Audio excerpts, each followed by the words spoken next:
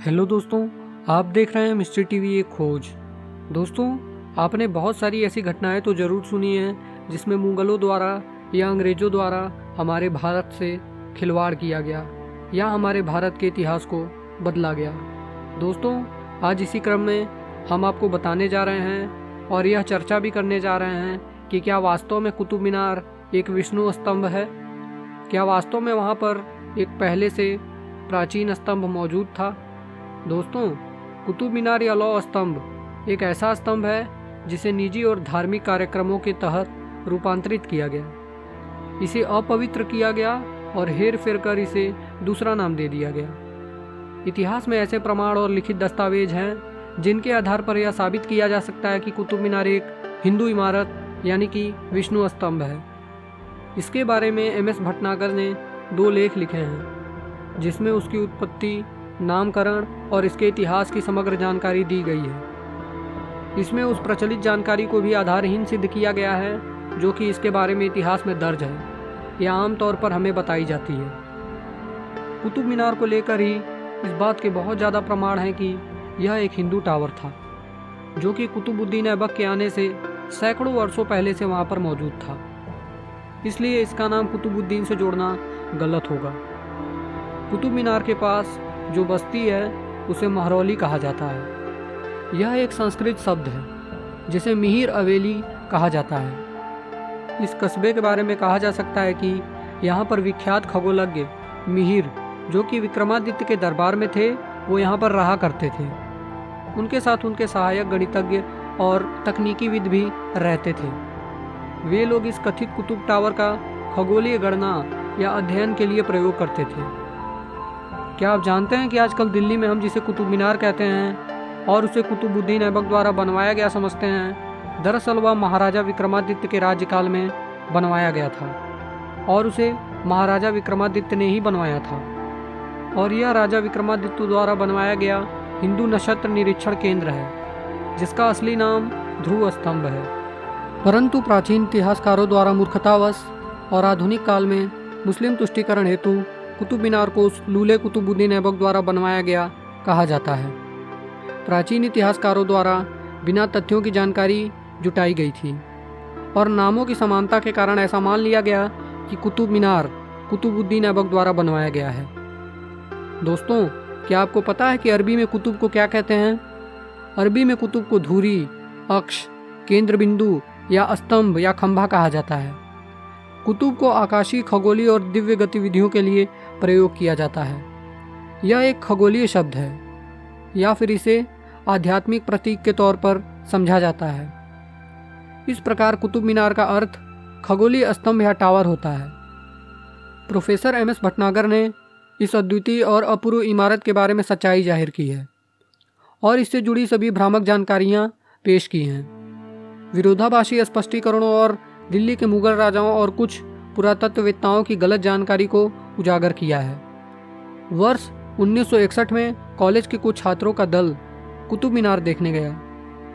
उन्होंने इतिहास में एक परास्नातक और सरकारी गाइड यानी कि मार्गदर्शक से कुछ सवाल किए जिसके उत्तर कुछ इस प्रकार दिए गए। जब गाइड से इस मीनार को बनवाने का उद्देश्य पूछा गया तो उत्तर मिला कि यह एक विजय स्तंभ है।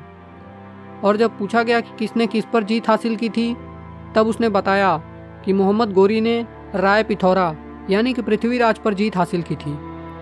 जब हमने उनसे पूछा कि कहाँ पर जीत हासिल की थी, तब उन्होंने बताया कि पानीपत के पास तराइन में। तब इस विजय स्तंभ को दिल्ली में क्यों बनवाया गया था? गाइड का उत्तर था पता नहीं। कुछ लोगों का कहना है कि चंद्रगुप्त द्वितीय के आदेश से यह बनाया गया था। ज्योतिष स्तंभों के अलावा भारत में कीर्ति स्तंभ बनाने की परंपरा भी रही है। खासकर जैन धर्म में इस तरह के स्तंभ बनाए जाते हैं और आज भी देश में ऐसे कई स्तंभ मौजूद हैं, लेकिन तथाकथित कुतुब मीनार से बड़े नहीं हैं। राजस्थान के चित्तौड़गढ़ में भी ऐसा ही एक स्तंभ मौजूद है। ऐसा भी कहते हैं कि समुद्रगुप्त ने दिल्ली में एक वेधशाला बनवाई थी। यह उसका सूर्य स्तंभ है। अगर आप टावर के शीर्ष से एक एरोप्लेन द्वारा देखें तो आपको विभिन्न गैलरियाँ ऊपर से नीचे तक एक दूसरे में फिसलती नजर आएंगी और ये 24 पंखुड़ी वाले किसी पूरी तरह से खिले कमल की तरह ही दिखाई देती हैं। विविध है कि 24 का अंक वैदिक परंपरा में पवित्र माना जाता है, क्योंकि यह 8 का गुणनफल होता है। टावर की ईंटों का रंग लाल भी हिंदुओं में पवित्र समझा जाता है। इस टावर का नाम विष्णु ध्वज या विष्णु स्तंभ या ध्रुव स्तंभ के तौर पर जाना जाता है, जिससे यह स्पष्ट होता है कि यह खगोलीय प्रेषण टावर था। पास में ही जंग न लगने वाले लोहे के खंभे पर ब्राह्मी लिपि में संस्कृत में लिखा है कि विष्णु का यह स्तंभ विष्णुपादगिरी नामक पहाड़ी पर बना था। इस जानकारी से साफ हो जाता है कि टावर के मध्य स्थित मंदिर में लेटे हुए विष्णु की मूर्ति को मोहम्मद गोरी और उसके गुलाम कुतुबुद्दीन ऐबक ने नष्ट कर दिया था। खंभे को एक हिंदू राजा की पूर्व और पश्चिम में जीतों के सम्मान स्वरूप बनवाया गया था। टावर में 7 तल थे, जो कि एक सप्ताह को दर्शाते थे, लेकिन अब टावर में केवल 5 तल हैं। 6वें तल को गिरा दिया गया था और समीप के मैदान पर फिर से खड़ा कर दिया गया था। 7वें तल पर वास्तव में 4 मुख वाले ब्रह्मा जी की मूर्ति विद्यमान है। जहाँ तक उस लूले गुलाम कुतुबुद्दीन ऐबक की बात है, तो वो लुटेरा और जिहादी गोरी का गुलाम था, और वो गोरी के साथ ही भारत में जिहाद करने चला आया था, जिसे बाद में भारत का प्रभारी बनाकर अस्थायी रूप से भारत में जिहाद करने की अनुमति दे दी गई, जिस दौरान उसने लूट खसूट और मंदिरों को तोड़ना सिर्फ यही काम किया। जब वो लूला कुतुबुद्दीन ऐबक जिहाद करते करते दिल्ली पहुंचा, तो वहाँ इतना बड़ा और खूबसूरत स्तंभ देखकर उसे रहा नहीं गया और उसका मुंह खुला का खुला रह गया, और उसने अपने साथियों से पूछा कि ये क्या है, जिस पर कुतुबुद्दीन ऐबक को अरबी में बताया गया कि हुजूर, यह कुतुब मीनार अर्थात उत्तरी ध्रुव का निरीक्षण केंद्र है। बस यहीं से वो लूला और उसके उज्जड साथी इसे कुतुब मीनार कहने लगे।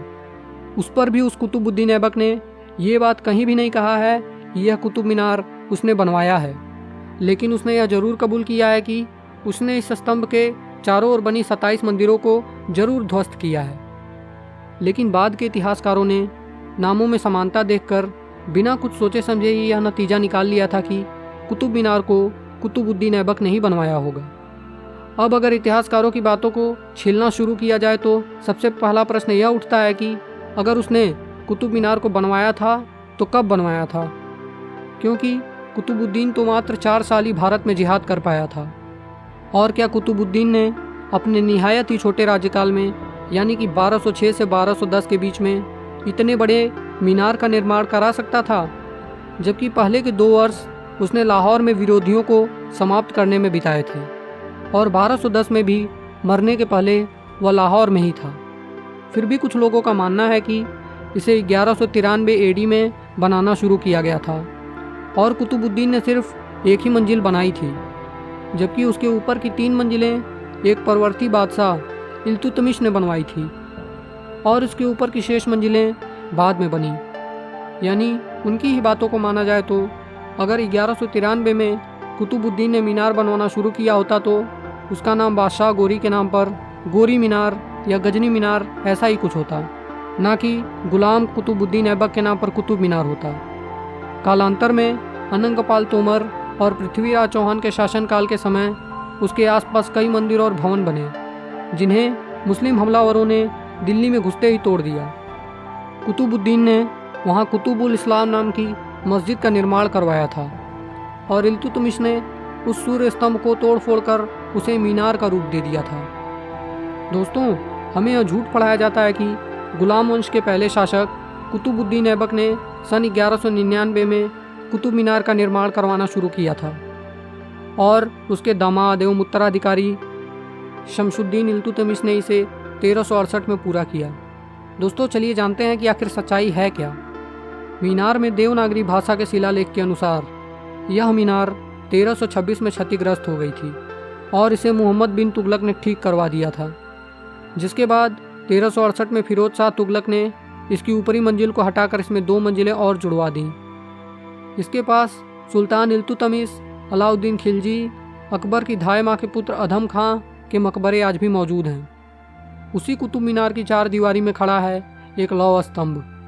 दिल्ली के कुतुब मीनार के परिसर में स्थित यह लौह स्तंभ 7 मीटर ऊंचा है, जिसका वजन लगभग 6 टन है।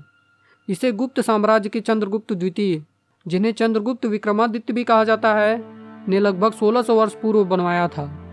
यह लौह स्तंभ प्रारंभ से यहाँ नहीं था। सवाल उठता है कि क्या यह लौह स्तंभ भी कुतुबुद्दीन ऐबक ने ही बनवाया था? इतनी बड़ी मीनार जब बनी होगी तो यदि यहाँ स्तंभ पहले से ही रहा होगा तो उसे उसी समय में हट जाना चाहिए था। गुप्त साम्राज्य के सोने के सिक्कों से यह प्रमाणित होता है कि यह स्तंभ विदिशा यानी कि विष्णुपदगिरी या उदयगिरी, जो कि मध्य प्रदेश में स्थित है, में स्थापित किया गया था। कुतुबुद्दीन ऐबक ने जैन मंदिर परिसर के 27 मंदिर तोड़े, तब यह स्तंभ भी उनमें से एक था।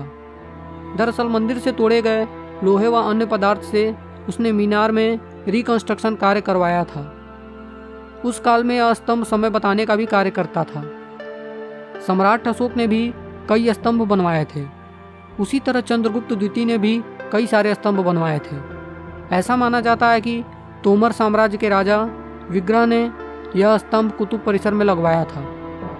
लौह स्तंभ पर लिखी गई पंक्ति में सन 1052 के तोमर राजा अनंगपाल द्वितीय का जिक्र है। जाट इतिहास के अनुसार ऐबक को मीनार तो क्या, अपने लिए महल व किला बनाने तक का समय जाटों ने नहीं दिया था।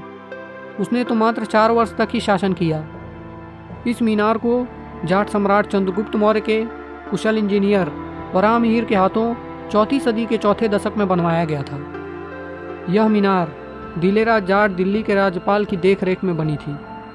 हरिदत्त शर्मा ने अपनी किताब ज्योतिष विश्वकोश में लिखा है कि कुतुब मीनार के दोनों ओर 2 पहाड़ियाँ स्थित हैं। सूर्य इन दोनों ही पहाड़ियों के मध्य से उदय और अस्त होता है। मीनार का प्रवेश द्वार उत्तर की ओर है, न कि इस्लामिक मान्यता के अनुसार पश्चिम की ओर।